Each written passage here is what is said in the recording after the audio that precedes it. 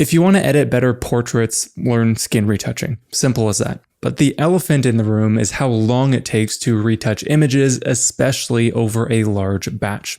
You have to heal blemishes, frequency separate, dodge and burn, change skin tones, whiten teeth. It can all easily take over 10 minutes, even if you're experienced in Photoshop.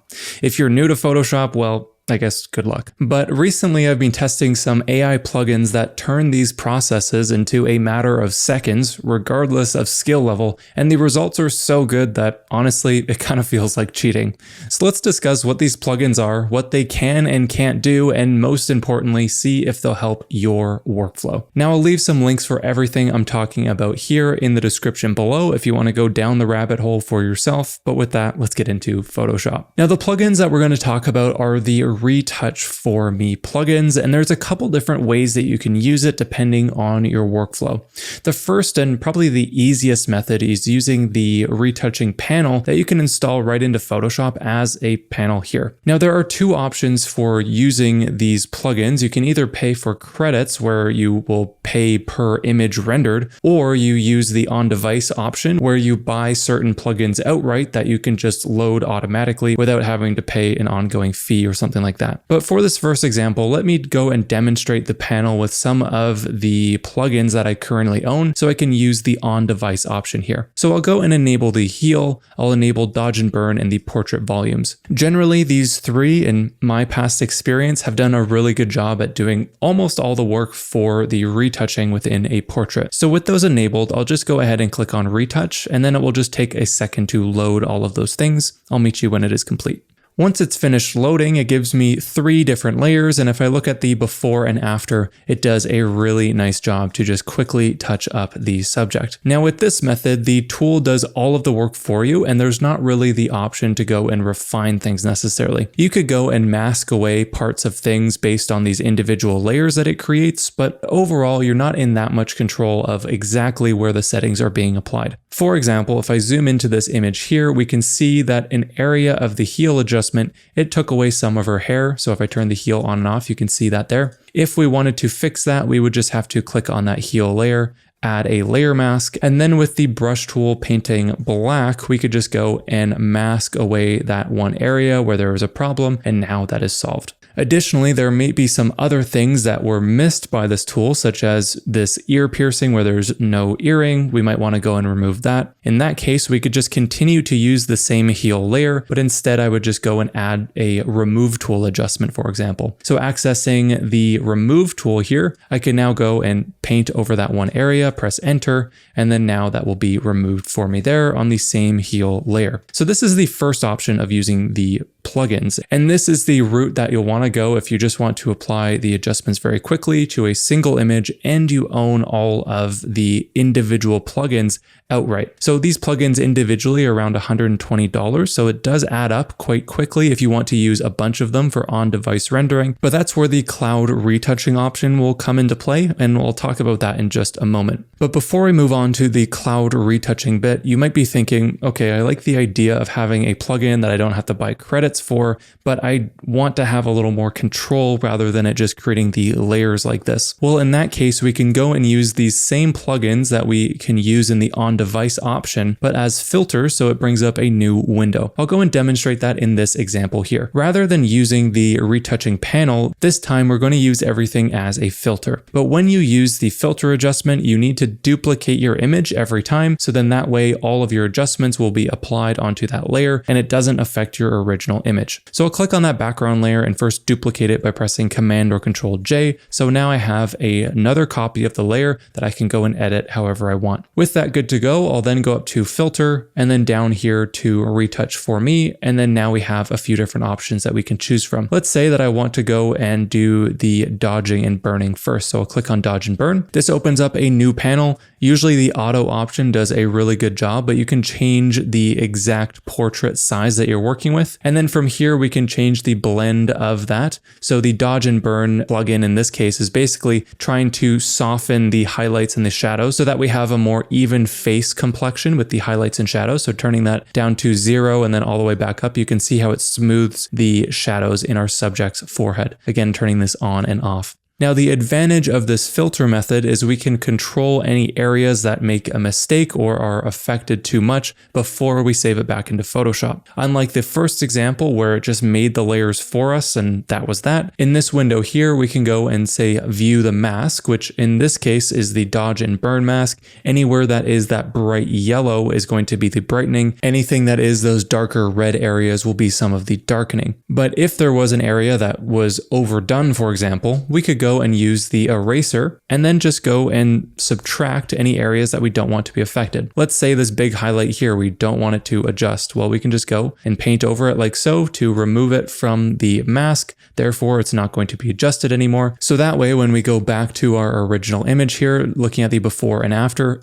the areas of the photo that are dodged and burned are everything except what we just erased from the mask. So that way we just have a little bit more control over the settings before they're applied into Photoshop. But in this case, I actually want that area in. So I'll go back to the brush and then just paint over this area like so to add that in. Now with this good to go, rather than applying this as an image layer, it's better to enable this little option down here that some of the plugins will have, that is to enable a soft light layer or some other variation of that. But in this case, I'll enable this, I'll click apply, and now that duplicated layer that we were working on turns into this crazy gray mess, but this is ultimately all of the adjustments that we just made within that other window. But to blend this into our underlying image, we just need to use the soft light blending mode as it mentioned in that previous window. So with this layer selected, I'll change the layer blending mode down here to soft light. And now we have that adjustment applied, except it is on its own layer and we had the control of editing things within that menu. So outside of cloud processing, these are the two main options you have when you want to apply one of these plugins to an image. You can either use the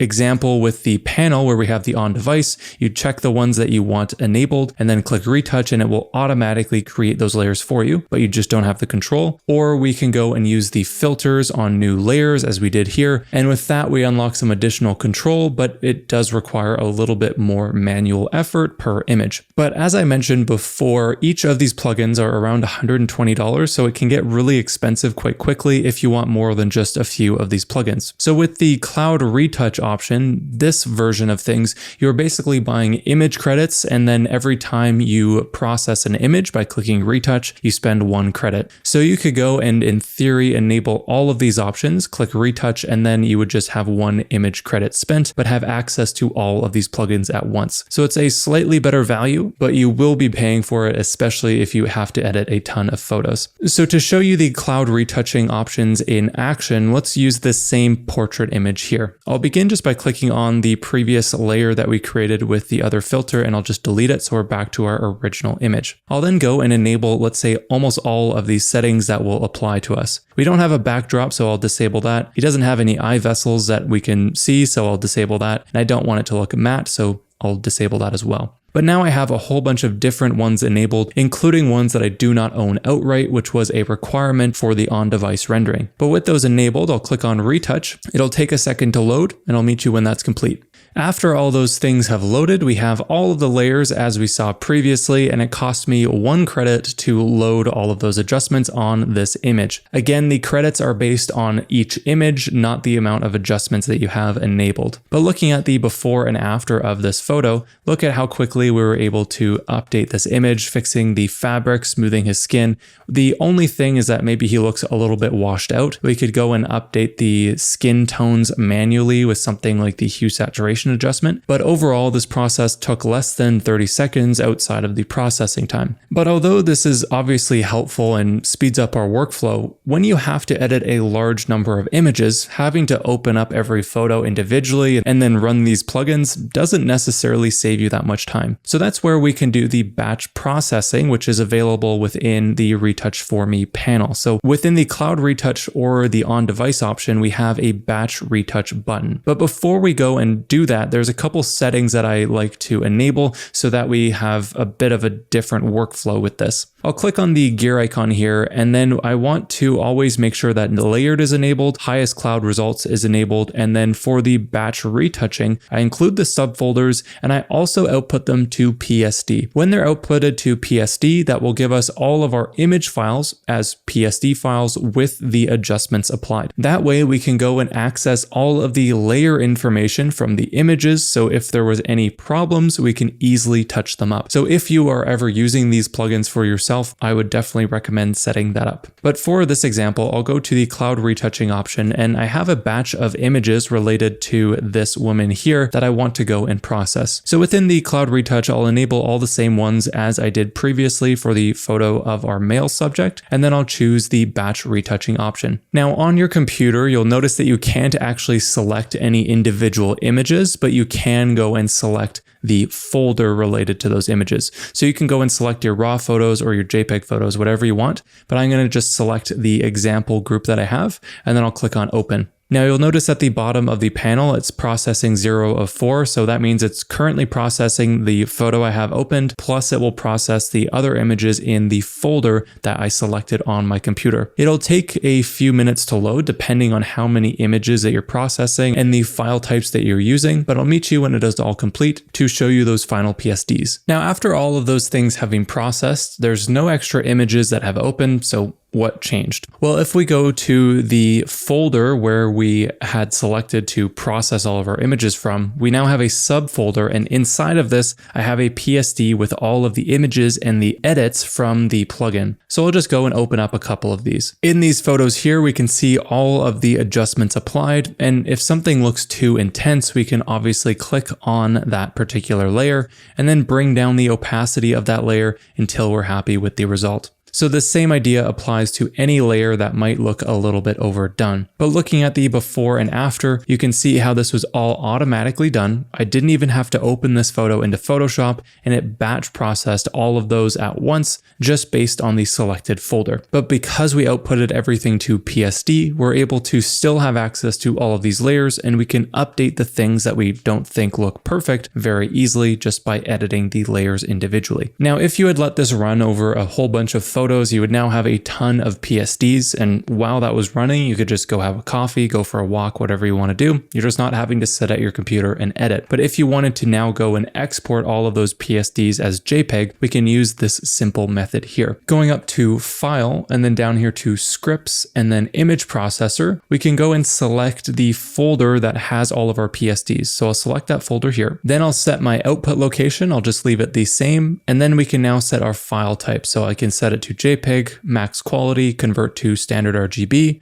I don't want to run any actions on it. And with that, we can click on Run. That's going to now open up all of those PSD files with the edits and then export them as JPEG, so we don't have to do that process manually in Photoshop. Now, I'm not going to sit here and tell you that these plugins are magical unicorns that solve every retouching problem, because honestly, they're not. These tools are absolutely game-changing for very specific situations, but they can also be a slight waste of money if you're not the right type of photographer. So let's talk about when these are legitimately worth every penny and what you should do instead if you fall outside of those examples. If you're shooting any type of high-volume portrait work like weddings, graduation photos, headshots, and so on, these plugins will literally change your life. For example, I can easily spend over 10 minutes per portrait when editing manually the old-fashioned way. But that whittles down to about 30 seconds or less with these plugins, plus maybe another minute of fine-tuning outside of the processing time. If you fall in this camp of people, the math is pretty simple.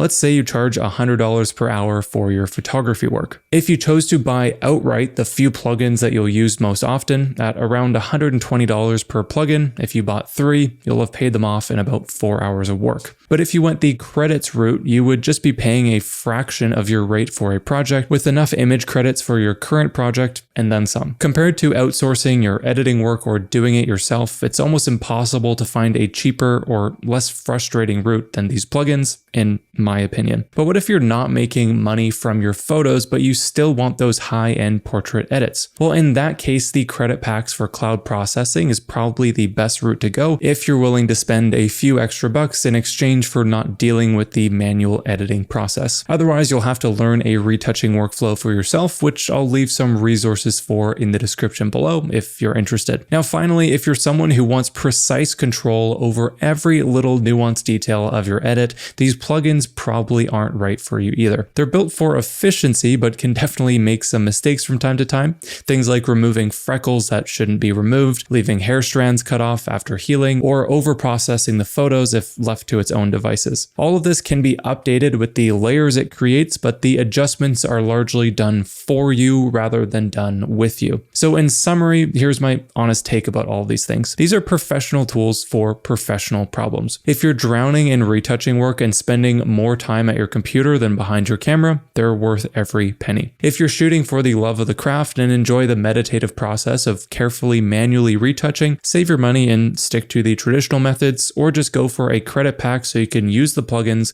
without dropping hundreds of dollars. Now, if you want to get a copy of any of these plugins and save 20% plus get some free credits if you go the cloud processing route, you can use my links in the description below to save. Using those links helps to support this channel and more videos like this one, so if you do choose to use them, I appreciate it very much. So what do you think of these plugins? Let me know down in the comments below, especially if you've had some past experience. I'd love to hear anything that I might have missed pointing out in this video, or some different perspectives that I didn't share here. Again, you can use the links in the description below if you want to save 20% on any of these plugins. I'd love to hear from you in the comments, but with that, I'll see you next time.